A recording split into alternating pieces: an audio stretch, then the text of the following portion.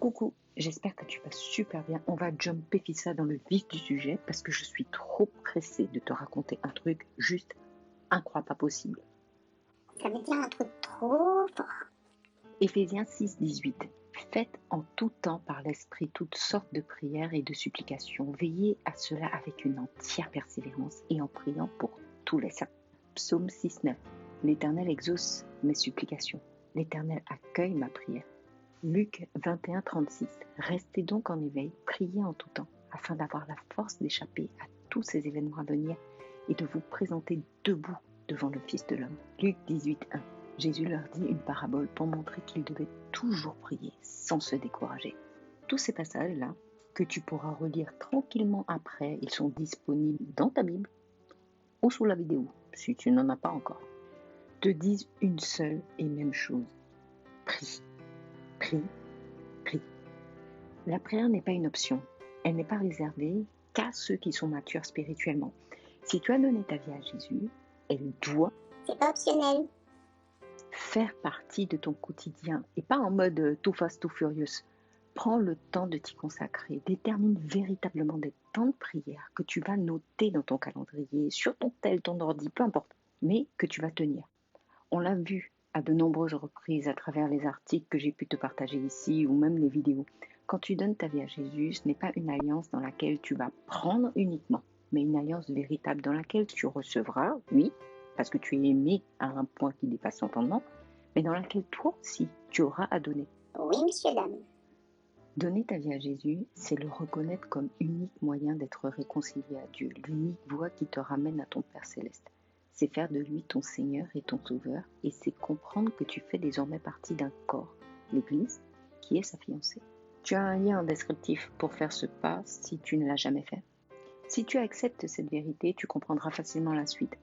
Quand tu aimes quelqu'un, on est d'accord que ton comportement vis-à-vis de l'être aimé sera différent du comportement que tu peux avoir avec lambda, oui.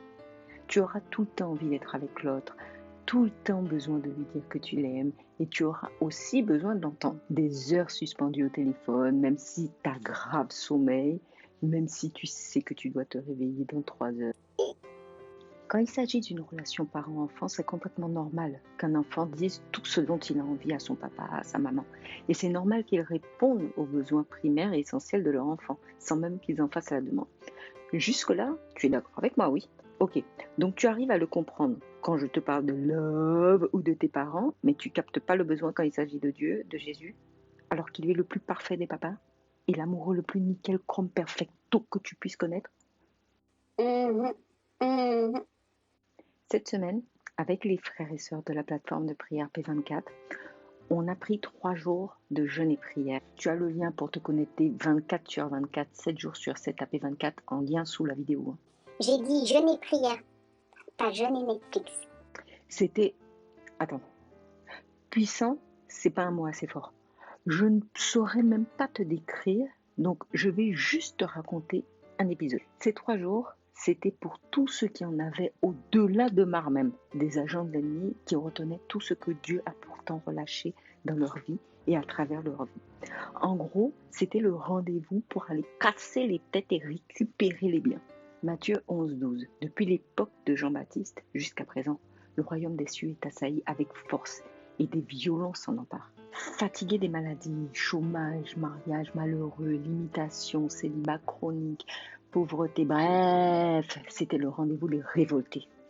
Donc, on se réunissait via Zoom à 6h, 9h, midi, 15h, 18h et 21h pour ceux qui le pouvaient.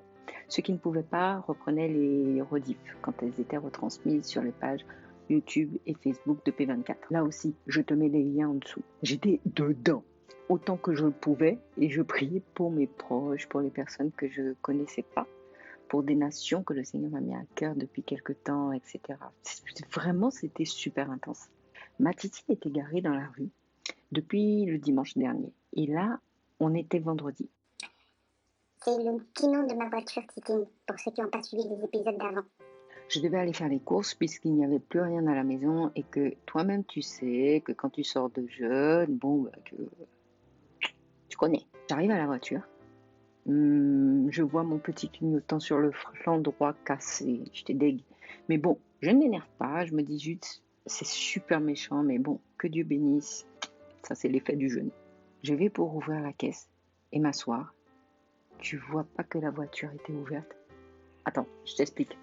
Lundi très tôt, le matin, et même le dimanche soir en vrai, j'étais retournée sur mes pas jusqu'à la voiture pour vérifier si mon cordon de téléphone n'y était pas.